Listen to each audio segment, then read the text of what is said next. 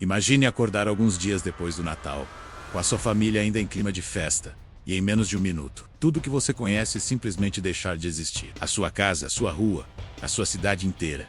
Parece um pesadelo, não é? Mas foi exatamente o que aconteceu em Messina, na Itália, em 28 de dezembro de 1908. Essa é a história do terremoto que transformou o paraíso siciliano em um inferno na Terra, dias antes da virada do ano. E o que eu vou te contar hoje não é apenas sobre o desastre natural, mas sobre o horror humano que veio depois, algo que pouca gente conhece. Às 5h20 da manhã, a Terra tremeu com uma violência que a Europa moderna jamais tinha visto. Um terremoto de magnitude 71, mas com um epicentro tão raso e tão próximo da cidade, que seu poder de destruição foi amplificado de uma forma brutal. Em apenas 37 segundos, mais de 90% dos prédios de Messina desabaram. Mas não foi um desabamento comum. A arquitetura da época, com vigas de madeira pesadas e paredes de pedra, fez com que as estruturas implodissem. Os tetos desabaram sobre as camas onde as famílias dormiam, esmagando pais, filhos e avós instantaneamente. Quem teve a sorte, ou o azar, de sobreviver ao colapso inicial, acordou em um túmulo de poeira e escuridão. Imagine a cena.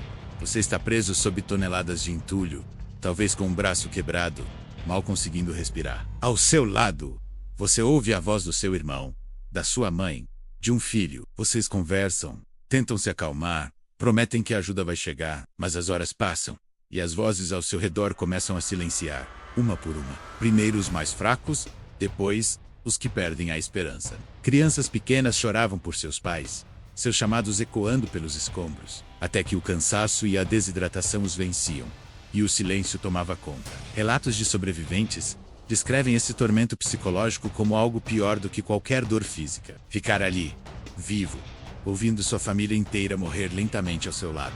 Mas o terror não parou por aí. Enquanto a cidade ruía, algo sinistro acontecia no mar. A água do Estreito de Messina recuou de forma drástica, expondo o leito do mar. Alguns sobreviventes atordoados, que conseguiram sair dos escombros, viram na praia um caminho de fuga. Eles correram em direção ao mar, talvez pensando em encontrar barcos ou simplesmente se afastar dos prédios que ainda podiam cair. Foi uma armadilha mortal. Cerca de 10 minutos depois do terremoto, um tsunami com ondas de até 12 metros de altura avançou sobre a costa com uma fúria inimaginável. As pessoas que estavam na praia foram engolidas pela muralha de água. Quem não se afogou foi arrastado de volta para o mar, dilacerado pelos destroços que a onda carregava. A água invadiu o que restava da cidade, inundando os primeiros andares dos prédios caídos e afogando aqueles que estavam presos nos andares inferiores. O terremoto destruiu por cima e o tsunami aniquilou por baixo. Nos dias que se seguiram, Messina era uma cidade de mortos. Mas o que torna essa história verdadeiramente perturbadora é o que aconteceu com os vivos. A ajuda demorou a chegar. As primeiras equipes de resgate, formadas por marinheiros de navios russos e britânicos que estavam na região, encontraram um cenário apocalíptico. Não havia governo, não havia polícia, não havia ordem, apenas sobreviventes desesperados e o cheiro da morte que pairava sobre tudo. E é aqui que a história toma um rumo ainda mais sombrio. Um detalhe que muitos relatos históricos preferem ignorar. Debaixo dos escombros, milhares de pessoas ainda estavam vivas, presas e gritando por socorro. Os gritos eram incessantes, dia e noite, um coro de agonia que enlouquecia os socorristas e os outros sobreviventes. A tarefa de resgate era monumental e quase impossível. Havia tantos corpos para remover, tantos focos de incêndio para controlar e o risco constante de novos desabamentos. Diante desse caos, uma ordem terrível foi supostamente dada a alguns soldados italianos que chegaram dias depois. Para poupar sofrimento e manter a sanidade das equipes de resgate, eles deveriam silenciar os gritos mais desesperados. Relatos não oficiais e diários de militares da época mencionam que, em casos onde o resgate era impossível, soldados atiravam nas vítimas presas para acabar com sua agonia. Uma misericórdia brutal, executada a sangue frio. O desespero para evitar epidemias levou a outras atrocidades. Com o calor e a quantidade de corpos em decomposição, o risco de doenças como cólera e tifo era iminente. A solução encontrada foi a cremação em massa. Piras funerárias gigantes foram montadas nas praças da cidade. Mas na pressa e no caos, não havia tempo para verificar cuidadosamente se todos que eram jogados nas pilhas de corpos estavam realmente mortos. Sobreviventes relataram ter visto pessoas ainda respirando, ou com movimentos fracos, sendo lançadas ao fogo junto com os cadáveres. Era uma corrida contra o tempo.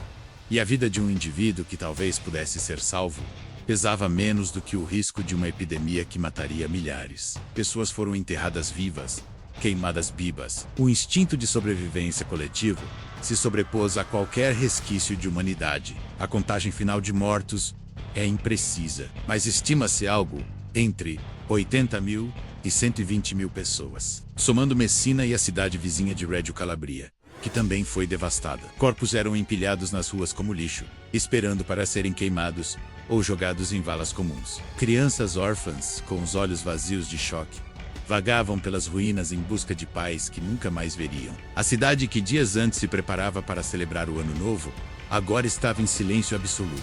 Quando o dia 31 de dezembro chegou, não houve celebração, não houve fogos de artifício, não houve luzes, apenas a escuridão, o silêncio dos mortos e o choro contido dos poucos que sobraram. Foi, sem dúvida, o fim de ano mais sombrio da história da Itália. Por que essa história nos perturba tanto, mais de um século depois? Porque ela nos lembra de uma verdade desconfortável. O horror não está apenas na fúria da natureza, mas naquilo em que nos transformamos quando somos levados ao limite absoluto. O terremoto de Messina não é uma lenda de terror, não é um filme.